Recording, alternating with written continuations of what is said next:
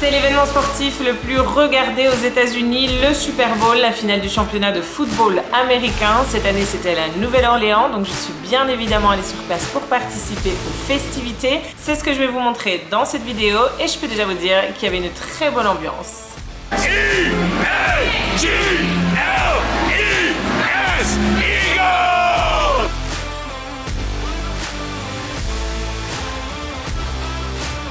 Je le disais dans l'intro, le Super Bowl a eu lieu à la Nouvelle-Orléans cette année. Ça a été une chance pour moi, ça m'a permis d'en découvrir davantage sur cet événement, mais aussi sur la culture du football américain aux États-Unis. Donc bienvenue dans cette vidéo consacrée au Super Bowl 2025.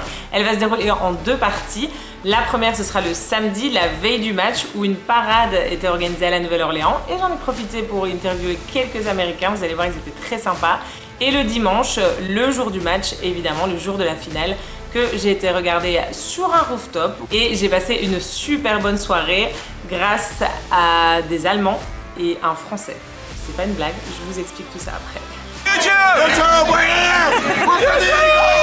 Mais avant ça, petit rappel pour ceux qui ne me connaissent pas encore, moi c'est Béné, je suis expatriée depuis 3 ans bientôt, j'ai du mal à réaliser mais ça va bientôt faire 3 ans. En Louisiane et j'ai créé cette chaîne donc pour partager mes conseils, partager mon expérience sur l'expatriation. Donc si ça vous intéresse, si la vie aux États-Unis vous intéresse, n'oubliez pas de vous abonner sur le petit bouton rouge là en bas à droite ouais, de l'écran. Donc le samedi, il y avait une parade, vous l'aurez remarqué si vous avez suivi mes autres vidéos, sinon allez vite les rattraper. Il y a tout le temps des parades à la Nouvelle-Orléans. Forcément, celle-ci, vous vous en doutez, elle était axée sur le Super Bowl avec des chars thématiques, dont 2 consacrés aux finalistes, les Chiefs de Kansas City, dont la couleur est le rouge, et les Eagles de Philadelphie, dont la couleur est le vert. Retenez bien cette information parce que ça va nous accompagner tout au long de la vidéo. Il y avait une super bonne ambiance, comme d'habitude, mais on pouvait quand même sentir la rivalité entre les deux équipes. À chaque fois que les supporters se croisaient, forcément ils se taquinaient, ils lançaient des cris de leurs équipes. Surtout que les Kansas Chiefs, donc pour ceux qui ne sont pas du tout familiers avec le football américain, ils étaient double champions en titre. Donc ils avaient remporté les 2 dernières éditions du Super Bowl. Ils avaient battu en fait déjà les Eagles de Philadelphie il y a 2 ans avec seulement 3 points d'écart je pense. Donc ils étaient persuadés de faire le triplé, ils avaient vraiment confiance en eux. Too bad the Philadelphia Eagles have to go home with a sad face, just like 2 years ago. The Chiefs all the way, baby. Chiefs all the way. You're gonna make history. Okay. Repeat. I mean, it's in New Orleans. What a better place to do it? They've already got 1 Super Bowl win here. Might as well make it another. Oh, of course. What? The Chiefs, baby. And we don't come this far to not make history. Absolutely. Okay. Get ready. Yes, thank you. Thank you so much. Vous avez vu, les gens étaient vraiment très sympas, ils ont répondu à mes questions sans souci. Et du côté des Eagles, c'était pareil, franchement, ils étaient assez optimistes, ils étaient assez confiants.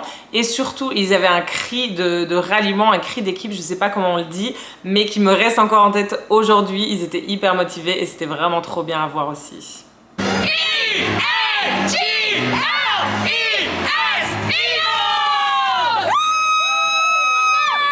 So you think they're gonna win tomorrow? Oh, hell yeah, they're gonna win. No question. They got the talent. They got more talent. Mahomes is cool, but the Eagles got talent across the board.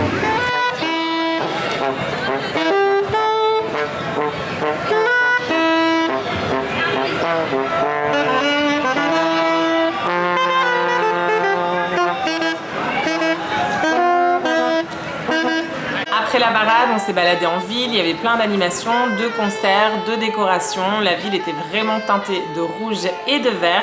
Et bien sûr, comme on est aux États-Unis, le merchandising, évidemment. Des t-shirts aux boucles d'oreilles, en passant par les pinces à cheveux, les sacs et les bougies. Vous ne rêvez pas.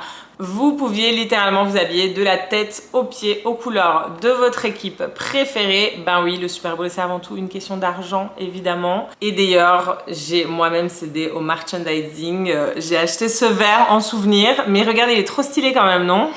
Ça, c'est le logo en fait officiel du Super Bowl de cette année. Et j'en profite d'ailleurs pour faire une petite parenthèse culturelle parce que ce logo il a été dessiné par une femme. Elle s'appelle Taj Williams. C'est la reine d'une tribu de ce qu'on appelle ici les Mardi Gras Indians. À l'époque de l'esclavage, on raconte que quand certains esclaves arrivaient à s'échapper, en fait ils trouvaient refuge, certains trouvaient refuge auprès de tribus de Native Americans. Et en fait, ce mélange de cultures, ce mélange de tribus aurait créé au fil du temps donc ce groupe de descendants mixtes. Je vais vous mettre quelques articles en barre d'infos à ce sujet parce que je trouve que c'est une partie méconnue, en tout cas moi je ne la connaissais pas, de l'histoire des États-Unis et de la Louisiane, et je trouve que c'est assez intéressant. Alors on parlait argent le dimanche, je ne suis bien évidemment pas allée voir le match au Superdome parce que c'est tout simplement hors de prix. Je ne sais pas si vous avez déjà regardé ce que ça coûte d'aller voir un match du Super Bowl, mais je vais vous montrer en fait une semaine avant l'événement, j'ai reçu une alerte me disant que les prix avaient chuté, donc je me suis dit tiens, par curiosité je vais quand même regarder. C'était encore minimum entre 7 000 et 16 000 $ la place, donc vraiment une grosse blague. Maintenant, il faut savoir que c'était la 11e fois que le Super Bowl était organisé à la Nouvelle-Orléans. Donc pour les locaux, c'était la routine. Donc en fait, ils n'ont pas réussi à vendre toutes les places. Donc le jour avant, la veille, vraiment là, les prix ont vraiment chuté. Mais bon, encore je vous explique, la place la moins chère, elle était quand même encore à 2 600 $ sans les taxes. Sans les taxes, donc on devait avoisiner les 3 000 $. Voilà, ça fait quand même très cher pour un seul match. Vous comprendrez donc que je me suis abstenue, non? Ou alors il y a que moi, je suis la seule. Dites-moi en commentaire si vous auriez mis les 3 000 $ pour aller voir le match. En tout cas, moi je trouve que ça valait pas la peine, surtout qu'il y a plein d'endroits où on pouvait regarder le match gratuitement. C'est sûr que c'est pas la même ambiance qu'au stade, mais quand même. C'est comme ça que j'ai trouvé une watch party sur un rooftop. Donc à la base, j'étais super excitée. Je trouvais que c'était une super bonne idée, sauf que évidemment, le jour même, il a commencé à pleuvoir. Donc autant vous dire que j'avais un peu le seum, surtout qu'il n'y avait plus de place assise au bar. Tout le monde s'était rué sur les sièges puisque toute la partie extérieure était fermée. Donc là j'hésite un petit peu, les gens me disent ah vous pouvez aller voir dans un autre bar en bas, j'y vais mais il n'y a personne, donc je remonte. Et là dans l'ascenseur, je rencontre un monsieur, on commence à parler et en fait c'est un Allemand et il me dit ah mais t'es venue toute seule? Je dis ben ouais, il me dit ah mais c'est pas grave, viens à ma table. Et en fait c'était un Allemand, donc marié à une Américaine, tous les deux amis avec un Français. Le frère allemand était là aussi. Bref, je sais pas si vous avez suivi, mais ils m'ont accueilli et franchement, j'ai passé une très bonne soirée. Ils étaient très sympas, à tel point que j'ai plus trop regardé le match, je dois vous avouer. Mais en plus, les Eagles ont vite pris le dessus, en fait, et le match était plié à la mi-temps. So how do you feel? I feel great. Yeah. 0-24, Birds by a million. Go Birds. You think that's good? They're gonna win it? Yes. Okay. How about you? Do you think they're gonna win? Oh yes, we're up 24-0. We're good. Yeah. What about you? All I gotta do is say E-A-G-L. They never been to an Eagles. Okay. They beat us 2 years ago by 3. We beat them 2 years later by 30. Donc je vais pas revenir ici en détail sur la prestation à la mi-temps de Kendrick Lamar parce que je pense qu'il y a plein de vidéos, de très bonnes analyses qui ont été faites à ce sujet. Et en plus, ben, dans le bar, honnêtement, les gens prêtaient pas vraiment attention à la performance. Le son n'était pas très bon. Ça, j'ai eu le coup chaque année. À chaque fois que je suis allée voir un match dans un bar, en fait, on n'entendait pas très bien. Puis au final, les gens, ils discutent, ils font pas vraiment attention à la performance. Mais ce qui m'a le plus étonné, c'est l'ambiance après-match. J'avoue que je m'attendais quand même à un petit peu de folie, comme chez nous, quoi. À peine on est qualifié pour les quarts de finale, ça klaxonne déjà dans toutes les rues. Eh bien, pas du tout ici aux États-Unis. Les Américains sont restés fidèles à eux-mêmes. Aucun débordement, aucune folie. C'était d'un calme. J'étais choquée.